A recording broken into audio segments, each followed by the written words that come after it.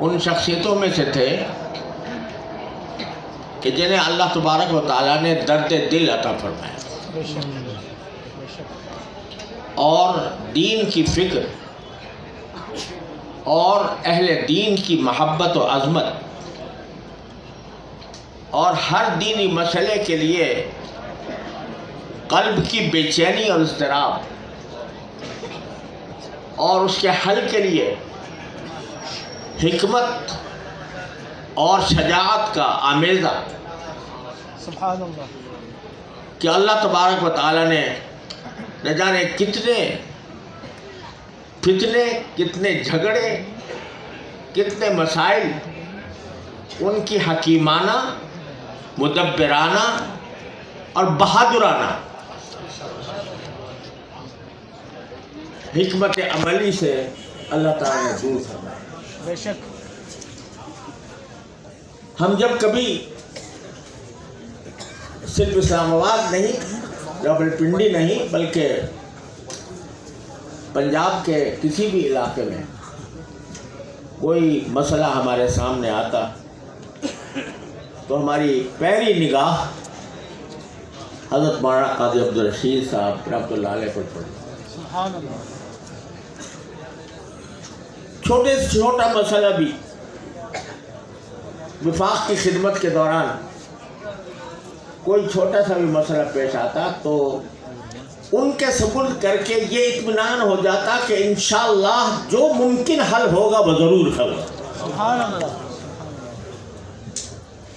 اللہ تعالیٰ نے ان کو، بعض اوقات انسان میں جوش ہوتا ہے، ہوش نہیں ہوتا، بعض اوقات ہوش اتنا زیادہ ہوتا ہے کہ جوش کی کمی ہو جاتی ہے،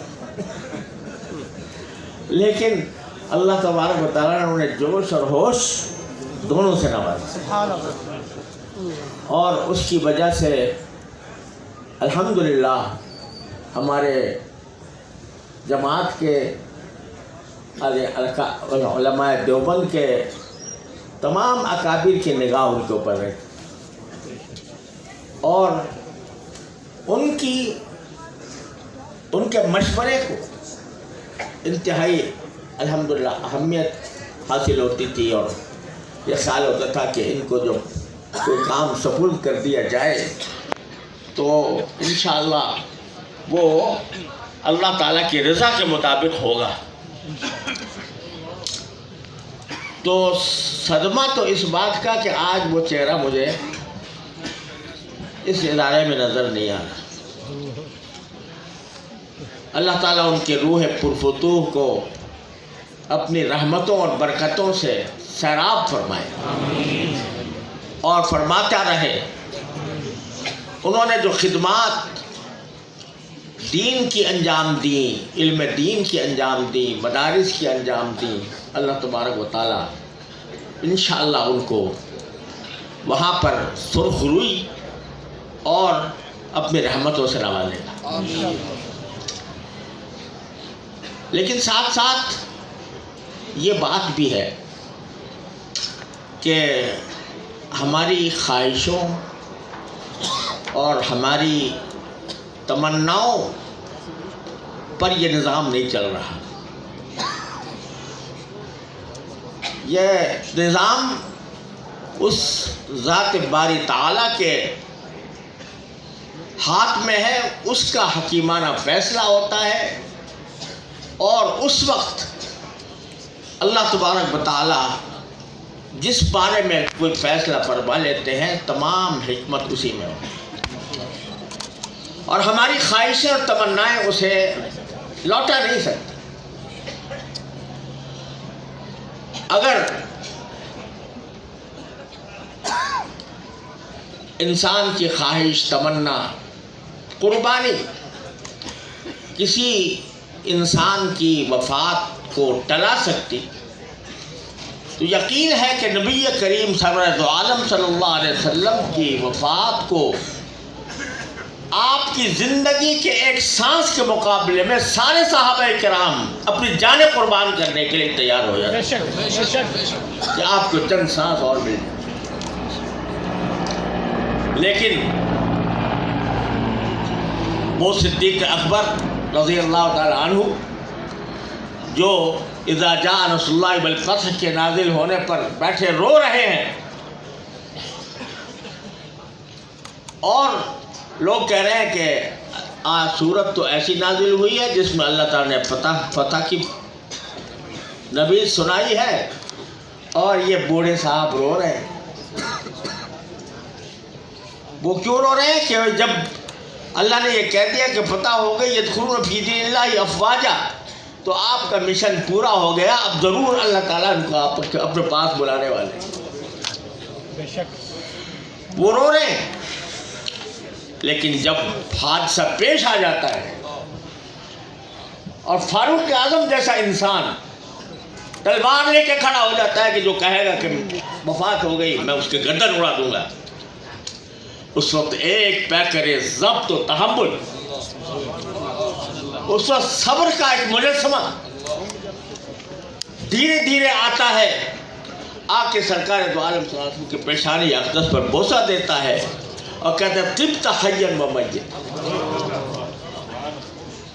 اور وہ آیت تلاوت کرتا ہے کہ ما محمد اللہ رسول قد خلت من قبلی الرسل افإن مات أو قتل انقلبتم على أعقابكم، اور یہ الفاظ اس کی زبان پر جو وفادار جانثار، وفاداری جانثاری جس پر قربان، وہ رسول اللہ نہیں، کہتے ہیں من کان یعبد محمدا فإن محمدا قد مات۔ تو جب واقعہ پیش آ گیا، یا تو پہلے رو رہے ہیں بیٹھے ہوئے، اور جب حادثہ پیش آ گیا تو اللہ نے ایسا پیکر صبر بنایا، ایسا پیکر تحمل بنایا کہ فاروق اعظم جیسا انسان حواس کھو بیٹھا، اور صدیق کھڑا ہوا ہے، اور وہ ساری امت کو وہ آیت سنا رہا ہے۔ صحابہ کرام کہتے ہیں میں یاد بھی نہیں رہی تھی آیت، کہ یہ آیت بھی نازل ہوئی۔ سبحان اللہ۔ تو جو فیصلہ اس ذات کی طرف سے ہوتا ہے، میں کہا کرتا ہوں کہ انسان کی یہ تو طے شدہ بات ہے کہ ہر انسان کو جانا ہے، کوئی ملحد بھی انکار نہیں کر سکتا، بے شک کوئی خدا کو نہ مانے وہ بھی انکار نہیں کر سکتا کہ موت آئے گی۔ اب موت کا وقت کیا ہے یہ بھی نہیں پتا، اب اس کے دو ہی راستے ہیں، یا تو انسانوں پہ انسان چھوڑتے ہیں ہر ایک آدمی پر کہ بھئی تم اپنے اختیار کر لو کہ تمہیں کب موت آئے۔ تو اگر کسی انسان پر چھوڑ دیا کہ تم اپنی موت کا خود متعین کر لو، یا اس کے رشتہ داروں کو کہہ دو کہ بھئی تم متعین کر لو تمہارا باپ کب جائے، تمہارا بھائی کب جائے، تمہاری بہن کب جائے۔ ہو سکتا ہے کوئی فیصلہ کر اس طرح؟ ناممکن۔ ایک ہی فیصلہ ہے، جس نے پیدا کیا، جس نے پلا پالا بڑھایا، جس نے کام لیے، جس نے خدمات لی، وہ جانتا ہے کہ کس وقت اس کو اپنے پاس بلانا ہے، اپنے جنت میں پہنچانا۔ سبحان اللہ، بے شک۔ لہذا اس کے سوا کوئی چارہ نہیں، اور یہ جدائی بھی انشاءاللہ عارضی ہے۔ ایک مومن کے لیے اس سے بڑی تسلی کوئی اور نہیں ہو سکتی کہ جدائی عارضی ہے۔ اللہ تعالیٰ ایمان عمل صالح کے ساتھ لے جائے آمین۔ تو یہ جدائی ایک ہفتے کی بھی ہو سکتی ہے، ایک مہینے کی ہو سکتی ہے، ایک سال کی بھی ہو سکتی ہے، 10 سال کی بھی ہو سکتی ہے، لیکن نامتناہی نہیں ہے۔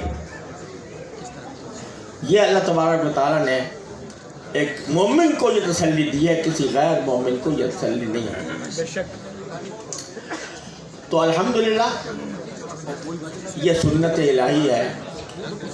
سورج ڈوبتا ہے، چاند نکل آتا ہے، ستارے ہو جاتے ہیں، ستارے چمکتے ہیں، چمکتے چمکتے پھر دوسرا کوئی سورج نکل آتا ہے۔ سبحان اللہ۔ تو اللہ تبارک و تعالیٰ نے دین کا یہ سلسلہ اسی طرح جاری فرمایا، اور الحمدللہ ثم الحمدللہ ہم یہ مدرسوں کے اندر بیٹھنے والے اللہ تعالیٰ کے فضل و کرم سے، محض اللہ کے فضل و کرم سے، اپنی چاہت سے نہیں، اپنے فیصلے سے نہیں، اللہ تعالیٰ نے ہمیں ایسے لوگوں سے وابستہ فرما دیا کہ جنہوں نے ہمیں ان چٹائیوں پر بیٹھ کر، ان بوریوں پر بیٹھ کر ہمیں قرآن و سنت کی تعلیم حاصل کرنے کی توفیق عطا فرمائے۔ تو الحمدللہ وہ حضرات جو جا چکے ان کا فیض جاری ہے اور جاری رہے گا۔ بعض بزرگوں نے ایک بات کہی ہے،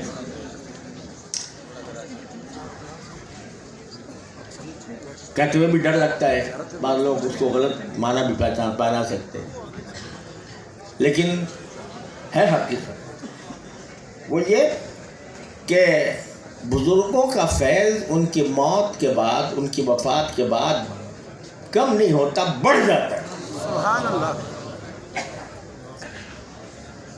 اب کوئی کہے بھئی یہ موحد نہیں ہے جو اس قسم کی بات کر رہا ہے، شرک کی بات کر رہا ہے، لیکن حقیقت یہ ہے کہ ارے بھائی دنیا میں دینے والی تو ایک ہی ذات ہے، کوئی اور ہے نہیں۔ اگر کوئی استاد، اگر کوئی شیخ، اگر کوئی والد، اگر کوئی پیر کسی کو کچھ علم دیتا ہے یا اس کی رہنمائی کرتا ہے تو وہ اللہ کی عطا کی وجہ سے کرتا ہے۔ اللہ جس کو چاہے واسطہ بنا دے، وہ واسطہ بنا دے، وہ واسطہ چاہے تو کوہ طور کو بنا دے، وہ چاہے تو آگ کو بنا دے، اس کے ذریعے پہنچا دے، وہ جس کو چاہے واسطہ بنا دے، وہ واسطے کے ذریعے عطا فرماتا ہے۔ واسطہ جس کو چاہے بنا دے، زندہ کو بنا دے یا مردہ کو بنا دے۔ تو اس لیے اللہ تبارک و تعالیٰ ماشاءاللہ فیض ہے وہ اللہ ہی کا ہے، عطا ہے، موتی حقیقی صرف ایک ہے، اور جو کوئی ہے وہ اس نے واسطہ بنا دیا، اس کو احسان ماننا چاہیے کہ مجھے اللہ نے مجھے واسطہ بنا دیا۔ تو یہ جتنے بھی ہمارے مدرسے ہیں یا اس میں پڑھنے والے اور پڑھانے والے ہیں، یہ اللہ تبارک و تعالیٰ نے واسطہ بنا دیا ہے، واسطہ بنا دیا ہے کہ دوسروں تک دین تم پہنچاؤ گے۔ ارے اللہ نے وعدہ کیا تھا اِنَّا نَحْنُ نَزَّلْنَا الذِّكْرَ وَإِنَّا لَهُ لَحَافِظُونَ، تو ذمہ داری کس نے لی تھی حفاظت کی؟ اللہ تعالیٰ نے، اور وہ اللہ تعالیٰ نے اپنی ذمہ داری بچوں سے پوری کرائی، 10 سال کے بچوں سے، 12 سال کے بچوں سے پوری کرائی کہ دیکھو اس طرح ہوتی ہے حفاظت۔ تو جس کو چاہے واسطہ بنا دے، استاد بھی ایک واسطہ اور شیخ بھی ایک واسطہ، باپ بھی ایک واسطہ، تو وہ اللہ تعالیٰ جس کو چاہے واسطہ بنا دے، تو اس واسطے کے اندر اگر جن لوگوں کو اس کی جدائی کا صدمہ ہوا ہے ان کے لیے کوئی وہ واسطہ پیدا فرما دے کہ ان کو پر اور زیادہ رحمتیں نازل ہوں اور زیادہ برکتیں ان کو حاصل ہوں، تو کیا بھائی ہے۔ لہذا بات یہ ہے کہ ہرگز ضمیر اداں کہ دلش زندہ شد بعشق، ہرگز ضمیر اداں کہ دلش زندہ شد بعشق، سب دست بر جرید عالم دواب ماں۔ جس کا دل زندہ ہو گیا نا اللہ کے ذکر سے، وہ کبھی نہیں مرا کرتا، وہ زندہ رہتا ہے۔ سب دست بر جرید عالم دواب ماں، ہماری دنیا کے جریدے پر ہمارا نام ثبت ہے، ہمارے سے مراد اللہ والوں کا نام ثبت ہے اور رہے گا الحمدللہ۔ اللہ تبارک و تعالیٰ کا فضل و کرم ہے، جو چشمہ وہ لگا کر گئے تھے الحمدللہ وہ جاری ہے، الحمدللہ وہی درس و تدریس ہو رہی ہے، وہی اساتذہ پڑھا رہے ہیں، وہی طلبہ پڑھ رہے ہیں، اور اللہ تعالیٰ کے فضل و کرم سے اسی علم سے سراب ہو رہے ہیں، ہوتے رہیں گے انشاءاللہ۔ بس ایک بات کی ضرورت ہے، اللہ تعالیٰ ہم سب کو اس کی توفیق عطا فرمائے، وہ یہ کہ نرا علم کافی نہیں۔ میرے والد ماجد رحمۃ اللہ علیہ فرمایا کرتے تھے، اللہ تعالیٰ ان کے درجات بلند فرمائے، کہ اگر صرف علم انسان کی فضیلت کسی کی فضیلت کے لیے کافی ہوتا تو شیطان افضل الناس ہو، اس لیے کہ علم اس کے پاس بہت بڑا ہے، علم کے ذریعے تو وہ علماء کو بھی بہتاتا ہے، امام راضی کو شکست دے دیا، لیکن اس علم کا کیا حاصل جو انسان کو ایمان عطا نہ کر سکے، اور اس علم کا کیا حاصل جو محض ایک نظریہ بن کے رہ جائے اور انسان کی زندگی اس کے نور سے خالی ہو، اس کے اوپر عمل کے نور سے خالی ہو۔ تو میں اپنے آپ سے پہلے اور اپنے واسطے سے سب سے یہ عرض کرتا ہوں کہ اللہ تبارک و تعالی ہمیں علم کا جو نور ہے، اس کا کی جو روح ہے وہ عطا فرمائے۔ وہ کیا ہے؟ تعلق مع اللہ، اللہ تبارک و تعالیٰ کے ساتھ مضبوط تعلق، وہ ہے علم کی اصل روح۔ اللہ تبارک و تعالیٰ وہ عطا فرما دے تو پھر کوئی نقصان نہیں۔ حضرت حسن بصری رحمۃ اللہ علیہ جو حدیث کے بھی سلسلے کے امام ہیں اور صوفیہ کے سلاسل کے بھی امام ہیں، وہ ایک مرتبہ کہیں جا رہے تھے، کسی نے ان کو آواز دی یا فقیہ کہہ کر، اے فقیہ۔ تو جواب میں انہوں نے فرمایا پیچھے مڑ کے کہ حل رأیت فقیہا قط، کبھی تم نے کوئی فقیہ دیکھا بھی ہے؟ تو اس نے پوچھا جی اور آپ نہیں تو اور کون ہے فقیہ؟ تو کہا کہ انما الفقیہ الزاہد فی الدنیا الراغب فی الآخرہ۔ فقیہ وہ ہوتا ہے جو دنیا سے بے رغبت ہو اور آخرت کی رغبت سے بڑا ہو، وہ ہے فقیہ۔ اللہ تعالیٰ ہمیں علم کا یہ نور عطا فرمائے۔ اور میرے عزیزوں، بھائیوں، دوستوں، یہ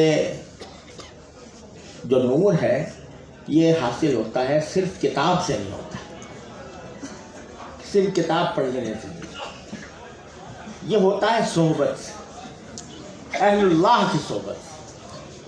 جتنی اہل اللہ کی صحبت حاصل ہوگی تو انشاءاللہ یہ علم کا نور اسی طرح منتقل ہوگا۔ آپ جانتے ہو ہمارے سب کے سر کے تاج حضرت مولانا محمد قاسم نانوتوی رحمۃ اللہ علیہ بانی دارالعلوم دیوبند، حضرت مولانا رشید احمد صاحب گنگوہی رحمۃ اللہ علیہ، ابو حنیفہ عصر، دونوں نے، اور پھر حضرت مولانا اشرف علی تھانوی رحمۃ اللہ علیہ، تینوں نے رجوع کیا حضرت حاجی امداد اللہ صاحب مہاجر مکی، اور حاجی امداد اللہ صاحب مہاجر مکی وہ تھے جنہوں نے درس نبوی پورا نہیں کیا۔ اب ایک مولانا نانوتوی جیسا انسان کہ جس کے علم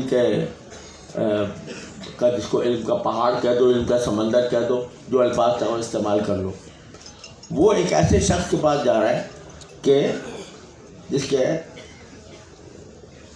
نے پورا درس نبوی بھی پڑھا۔ کیوں جا رہے ہیں؟ اس لیے کہ علم کا ظاہر تو حاصل ہو گیا تھا، لیکن باطن جس کے ذریعے دل سے تکبر مٹ جائے، حب جاہ مٹ جائے، حب شہرت مٹ جائے، حب مال مٹ جائے، وہ اس کے لیے ضرورت تھی کسی کی صحبت کی۔ تم آ گئے اور کسی نے پوچھا کہ حضرت آپ تو بڑے عالم ہیں، وہاں کیوں چلے گئے؟ تو فرمایا کہ بھائی ہماری مثال ایسی ہے، کہتے ہیں ایک شخص ہے، اسے کہو کہ بادام کے کیا خواص ہیں، اس سے کیا فائدہ ہوتا ہے، تو وہ پورا تقریر کر دے گا، اس پر لیکچر دے دے گا، بادام کہاں پیدا ہوتا ہے، کس طرح اگایا جاتا ہے، اس کی کیا خواص ہیں، کیا اس کے فوائد ہیں، کن کن چیزوں میں استعمال ہوتا ہے، کہاں کہاں، پورا مقالہ لکھ دے گا، پورا لیکچر پڑھا دے گا۔ پوچھو کبھی کھایا؟ کبھی کھایا تم نے؟ تو ہماری مثال ایسی تھی کہ ہم نے خواص ساری چیزوں کے پڑھ لیے تھے لیکن کھایا نہیں تھا۔ حاجی صاحب رحمۃ اللہ علیہ کی خدمت میں گئے تو انہیں بادام منہ میں رکھ دیا سبحان اللہ. کہ یہ ہوتا ہے بادام. تو یہ صحبت اہل اللہ کی یہ ہے جو ہر علم کے طالب علم کو اپنی تکمیل کے بعد اس کی فکر کرنی چاہیے، تاکہ اور جو آج کل تصوف کا پتہ نہیں کیا مطلب سمجھ لیا گیا ہے، اصل چیز یہ ہے کہ جو اپنے باطنی فضائل ہیں وہ حاصل ہوں اور باطنی رذائل سے نجات ملے، تکبر نہ ہو، حب جاہ نہ ہو. یہ ساری چیزیں جو ہے نا یہ علم کے لیے زہر ہے. حضرت نے ایک جگہ واقعہ لکھا ہے کہ ایک شخص نے دیکھا شیطان کو کہ وہ اپنے جیسے بنجارا ہوتا ہے نا، اس کو کہتے ہیں جو چیز اپنے کندھے پہ سامان لاد کر گلی گلی پہ بیچتا ہے. تو اس نے بہت ساری گٹھڑیاں اپنے کندھے پہ لاتی ہوئی ہیں، کسی میں پیشاب بھرا ہوا ہے، کسی میں پخانہ بھرا ہوا ہے، کسی میں خون بھرا ہوا ہے، کسی میں پیپ بھری ہوئی ہے. تو کیا یہ بیچنے جا رہا ہے؟ تو اس پر کسی پہ لکھا ہوا تھا تکبر، کسی پہ لکھا ہوا تھا حب جاہ، کسی پہ لکھا ہوا تھا حب مال وغیرہ وغیرہ. کون تجھ سے خریدے گا یہ گندگی؟ کہا کہ میں اپنی منڈی خوب جانتا ہوں. یہ تکبر کا جو گٹھڑی ہے یہ جا کے میں دولت مند لوگوں میں تقسیم کروں گا، بہت خوشی سے لیں. اور یہ حب جاہ جو ہے نا یہ جا کے علماء میں تقسیم کروں گا، بڑی خوشی سے لیں. اعوذ باللہ العظیم. تو غرض یہ جب تک یہ بیماریاں دل سے نہیں نکلتی اس وقت تک علم میں برکت پیدا نہیں، علم کا نور حاصل نہیں ہوتا.